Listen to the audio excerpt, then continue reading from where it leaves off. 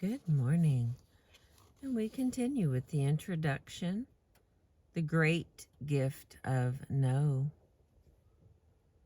A no uttered from deepest conviction is better and greater than a yes merely uttered to please, or what is worse, to avoid trouble. Mahatma Gandhi. No, the most powerful and needed word in a language today, is also potentially the most destructive, and for many people the hardest to say. Yet when we know how to use it correctly, this one word has the power to profoundly transform our lives for the better. A universal problem.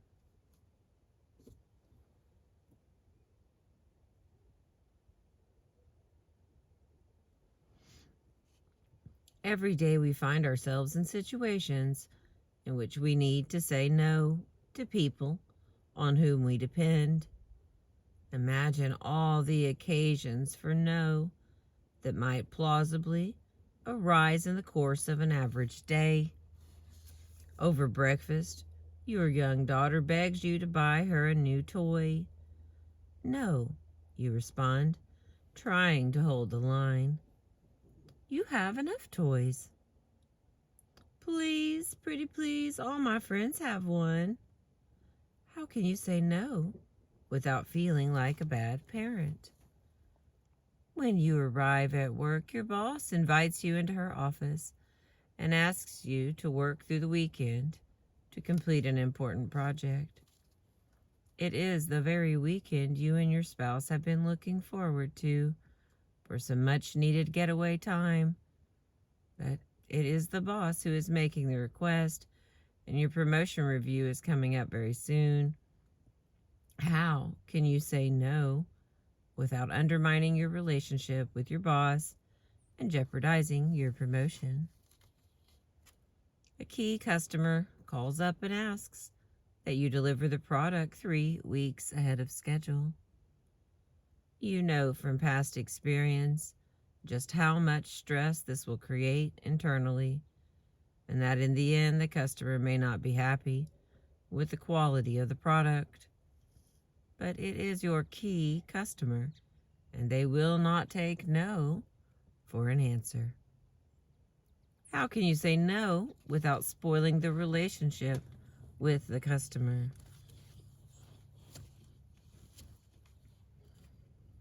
You are at an internal meeting, and your boss's boss turns angrily to your coworker, attacks her work scathingly, insults her personally, and humiliates her in the most abusive fashion imaginable. Everyone is silent, fearful, frozen, but secretly glad that it's someone else who is the target of abuse this time. You know the behavior is utterly inappropriate, but how can you possibly speak up and say no?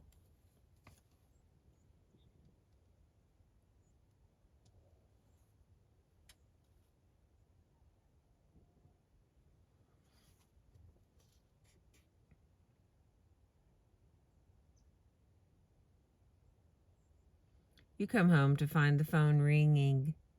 It is a neighbor and friend asking if you will serve on a charity committee. The cause is a good one. You have exactly the skills we need, your friend cajoles. You know that you are already overcommitted, but how can you say no without feeling bad?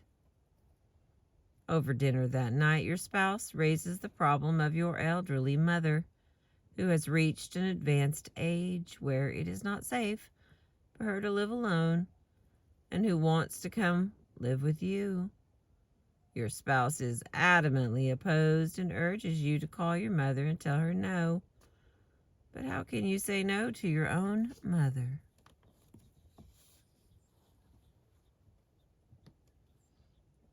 You watch the evening news It is filled with stories of violence and injustice. Genocide is taking place in a far-off country. Children are dying of hunger, while food is rotting away in warehouses. Dangerous dictators are developing weapons of mass destruction. How are we as a society going to say no to these threats, you wonder?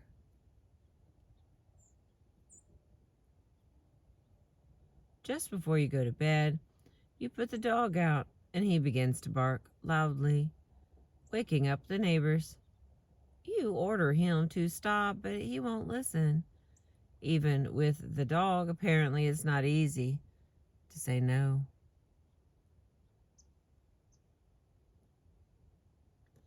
Sound at all familiar? All these situations have one thing in common. In order to stand up for what counts, satisfy your needs or those of others, you have to say no to a demand or a request that is unwelcome, a behavior that is inappropriate or abusive, or a situation or system that is not working or not fair. Why no? Why now? Saying no has always been important, but perhaps never as essential a skill as it is today.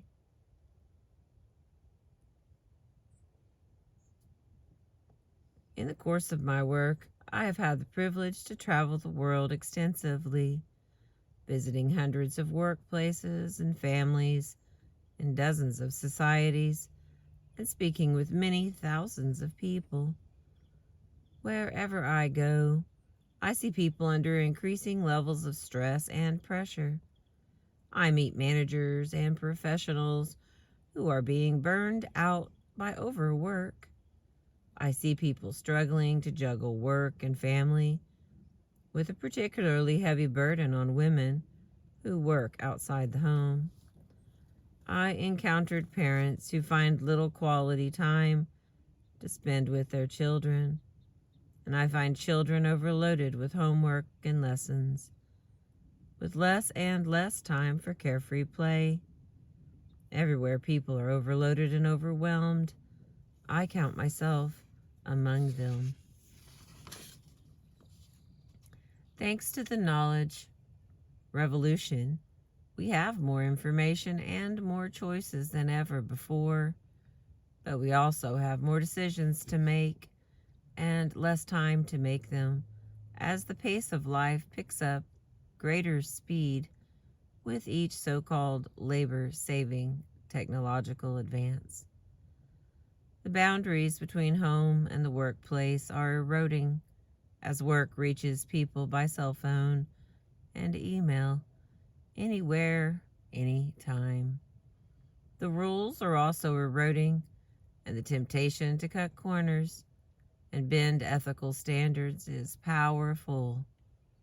Everywhere people are finding it hard to set and maintain boundaries. No is today's biggest challenge.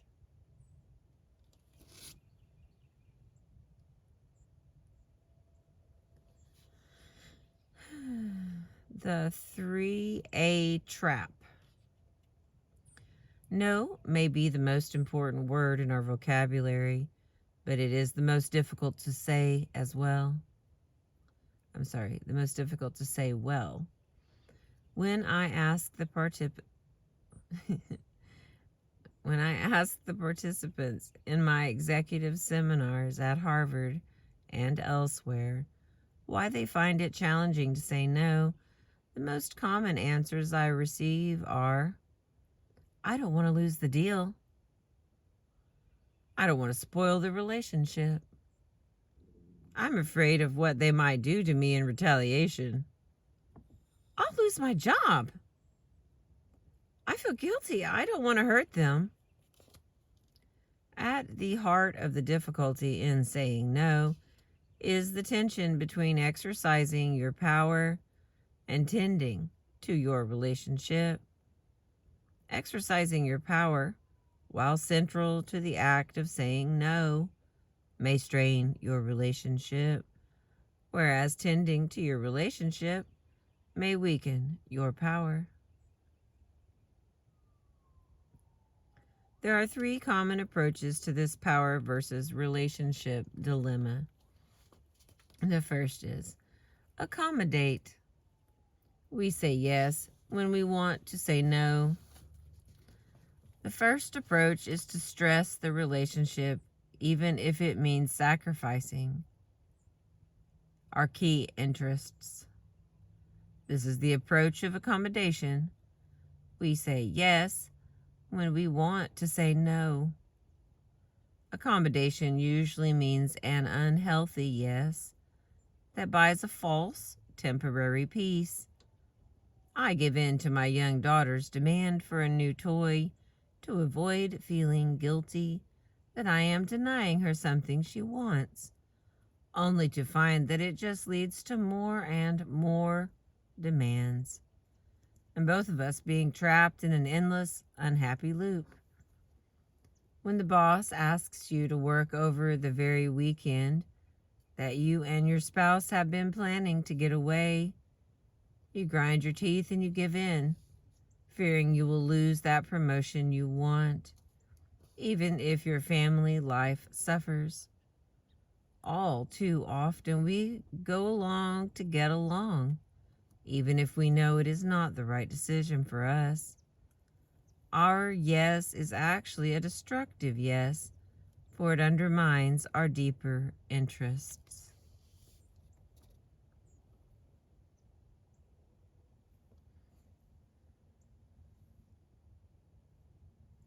Accommodation can also hurt our organizations. Take an example from Chris, a participant in one of my seminars. I was working on a huge $150 million deal with colleagues at my company. We had worked very hard on it and thought we had done a good job. But just before the deal was finalized, I decided to double check the numbers one last time. As I did the calculations, it became all too clear that the deal was not going to be profitable for us over the longer term, because everyone was so excited about it and people could not wait to make it official. I couldn't bring myself to throw a wrench into the works. So I went along, knowing that the project was bad for us and that I should speak up. Well, the deal happened, and as I had feared, a year later we were cleaning up a huge mess. If I had the situation in front of me now, I have no doubt I would speak up. It was a costly but valuable lesson. Think about Chris's fear of throwing a wrench into the works, particularly because everyone was so excited about it. We all want to be liked and accepted. No one wants to look like the bad guy. That is what Chris was afraid would happen if he brought up the uncomfortable facts. Everyone's excitement would turn into anger against him, or so he feared. So he proceeded to okay a deal that he and others later came to greatly regret. There is a saying that half our problems today come from saying yes when we should be saying no. The price of saying yes when we should be saying no has never been higher. And the next one is attack. We say no poorly. The opposite of accommodation is to attack. We use our power without concern for the relationship. If accommodation is driven by fear, attack is driven by anger. We may feel angry at the other for their hurtful behavior, or offended by an unreasonable demand, or just simply frustrated by the situation. Naturally, we lash out and attack. We say no in a way that is hurtful to the other and destructive of our relationship. To quote one of my favorite lines by Ambrose Bierce. Speak when you are angry, and you will make the best speech you will ever regret. Consider what happened in one large business dealing between a state government and a large corporation. The state had hired to build and run a computer system to manage the state's payments to the poor, elderly, and sick. Quarter of the way through the year, the computer system had eaten up half of the state's available budget. Naturally fearful that the budget would soon be exhausted, the state officials canceled the contract and took over the project from the company. The officials were angry at the company, and the company managers, in turn, were angry at the state, each blaming the other for the problem. The state officials were nevertheless interested in acquiring the computer and its database from the company because of all of its valuable information. The estimated value of the computer system was $50 million. To the company, which had no alternative use for the system, the value of the system was nothing if they could not sell it to the state. To the state, the system was easily worth the $50 million because trying to recreate the data might cost them more. And besides, they did not have the time. Normally, an agreement would not have been at all hard to reach, since it was in the interest of both sides. However, because each side's anger led them to attack with destructive no's, the negotiations descended into finger pointing. Each side stood up for itself by attacking the other. The result was no agreement, and $50 million in value going up in smoke. 10 years later, the state and the company remained locked in litigation, spending hundreds of thousands of dollars a year on legal expenses. Both sides ended up losing heavily. If many of our problems come from saying yes when we should be saying no, surely just as many come from saying no, but saying it poorly, as the state government and its corporate suppliers did. We live in a world in which conflict is ubiquitous, at home, at work, and in the larger society. Think of family feuds, bitter strikes, boardroom fights, or bloody wars. Each time people attack each other, what message are they really delivering? At the heart of every destructive conflict in the world, small or large, is a no. What is terrorism? The great threat of today, if not a terrible way of saying no. The next one is avoid. We say nothing at all. A third common approach is avoidance. We don't say yes and we don't say no. We say nothing at all. Avoidance is an exceedingly common response to conflicts today, particularly within families and organizations, because we are afraid of offending others and drawing their anger and disapproval. We say nothing, hoping that the problem will go away even though we know it will not.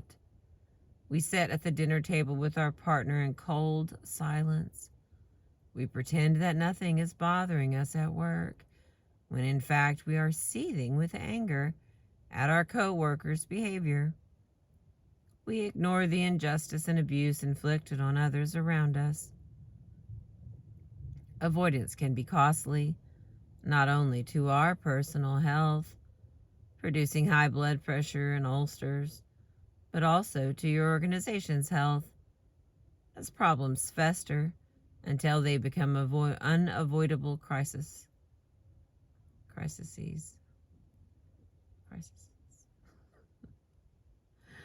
Avoidance in whatever domain of life is deadening As Martin Luther King Jr. once said, our lives begin to end the day we become silent about things that matter. And the last one for this video, the combination. The 3 A's, accommodation, attack, and avoidance, are not just 3 separate approaches. Usually one spills over into the other, resulting in what I call the 3A trap. We all too often start by accommodating the other. Then naturally we begin to feel resentful. After suppressing our feelings for a while, there comes a point when we suddenly explode, only to feel guilty afterward at the destructive impact of our attack. So we lapse back into accommodation or avoidance, ignoring the problem and hoping it will disappear. We are like a mouse caught in a maze, rushing from one box to another, but never getting to the cheese. All 3 approaches were at work in the crisis that hit Royal Dutch Shell in April of 2004, when it was revealed to have over-reported its oil reserves by a whopping 20%. The company's public reputation was damaged, and its credit rating was reduced, while the chairman, the head of exploration, and the chief financial officer all lost their jobs. The reason for the false reporting was the chairman's insistence that a barrel in oil reserves be recorded for every barrel pumped out of the ground, to which no one had the courage to say no, despite the clear evidence that what he was demanding was insupportable. Shell's head of exploration tried to raise the alarm, but, pressured by the chairman, publicly accommodated even if he privately bristled. The tensions boiled over a year later when, after the chairman gave him a negative personal evaluation, he counterattacked with a blistering email message that surfaced publicly. I am becoming sick and tired of lying about the extent of our reserves issues and the downward revisions that need to be done because of far too aggressive, optimistic bookings. While the chairman attacked and the head of exploration alternated between accommodation and attack, the chief financial officer resorted to avoidance, hoping that somehow the problem would go away, but it didn't, and in the end resulted in a huge mess with severe consequences for all involved. All right, we are on page 15. The next part will be a way out, a positive no. I've been reading the introduction. Hang on a minute, let me see how much this is left.